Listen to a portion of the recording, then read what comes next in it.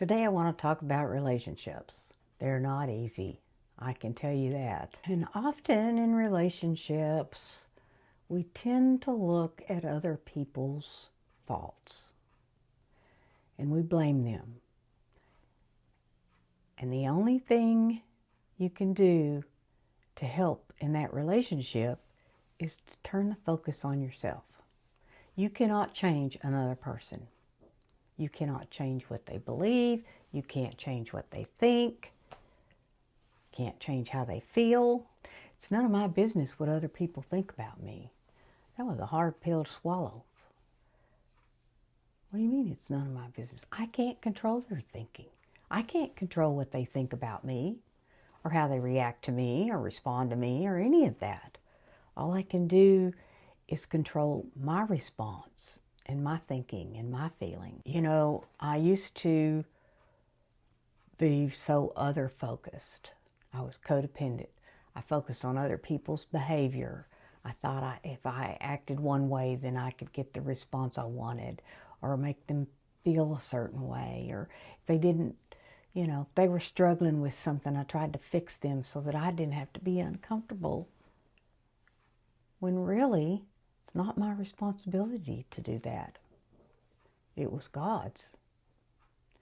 And so I have to focus on what I can change, and that is me. I am 100% responsible for 50% of any relationship. So I pray and ask God to change me and bless them. I wish I could just go to Walmart and buy a can of Act Right and just spray everybody so they would act right. I take away others' dignity when I want them to act like I want them to act. I have to be focused on my behavior, the way I act, the way I think, the words I say. It's between me and God to do that work. I was such a people pleaser, and I would bend over backwards to make someone else happy. I thought I was responsible for their happiness, and I'm not. I'm not responsible for their happiness, for how they feel. I can remember my first marriage used to tell me, "You make me so mad." And when I realized I had no power to make him mad or to make him happy or any of that, then I stopped performing. I was a lot happier. I get very unhappy when I try to make another person happy. Because you see, I want to read this right. God only deals with you about your part. So what is my part? That's where, that self-reflection comes in. Looking at yourself. You have to know yourself. What do you believe? What do you think?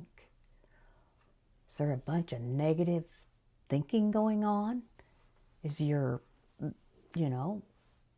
chatterbox critical of you? Those things are what you can change. I cannot tolerate unacceptable behavior by setting boundaries and saying no. And that's how you gain respect. You respect yourself enough to set boundaries, to gain some autonomy, to get some distance so that you can look at what you can change. You're only 100% responsible for 50% of any relationship you're in.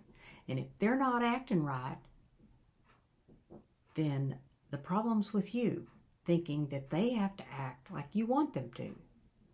Now, I was codependent and I was other focused, and it was focused on them, but it was all about me, how they reacted to me or responded to me or what they thought about me or felt about me. I thought I could control their feelings and their thoughts. That's pretty egotistical. And the only thing that I can control is me. Most people's problems that they deal with, and that when I work with people, it comes down to trying to control what you cannot control. And you cannot control what another person believes, thinks, feels, or how they behave. You can only control you. So you have to turn the spotlight around. Stop blaming your problems on other people and the circumstances. And learn to take responsibility for your own self. All our responsibility is the ability to respond. You know, I reacted to everything. I would just react. Now, they may not know it because, you see, I could have won an Academy Award because I could act like everything's okay and just be reacting on the inside. And usually when I reacted, then I made bad decisions and had negative behavior. But if I could learn to respond instead, to take that pause and to not immediately blurt out whatever I thought. I used a lot of sarcasm instead of just sitting down and communicating about how I felt and what I needed from that other person. And when I could communicate about how I felt and what I needed, and I had to learn that a lot of times when I talked about how I felt, it was an opinion. If I said, I feel that, or I feel like, those are opinions. But when I could say, I feel hurt, I feel used, I feel sad. What is it? Sad, mad, glad, and afraid? Those are the main emotions. If you can put it in one category, then that's how you feel. I am angry. You know, and the communication to communicate. But you have to look at yourself and to begin to know yourself, to know what you feel or to know what you need in a relationship. And one of the things I like when I work with people that I like to teach them about communication is how to peg into the feeling. And then to say, when you yell at me, I feel afraid. I have the need to feel safe in this relationship. Real simple. So hard to do, especially when emotions get tied up and all of that. So I had to learn that it was my responsibility to look at my stuff, and that it was God's responsibility to work on the other person. I could pray and get out of the way. Change me, bless them. And in the changes that I made, there might be a change in the other person. If someone's disrespecting you, there's a boundary that needs to be set. You have to respect yourself enough to set a boundary and say no, or I'm not going to tolerate that kind of behavior. They define who you are.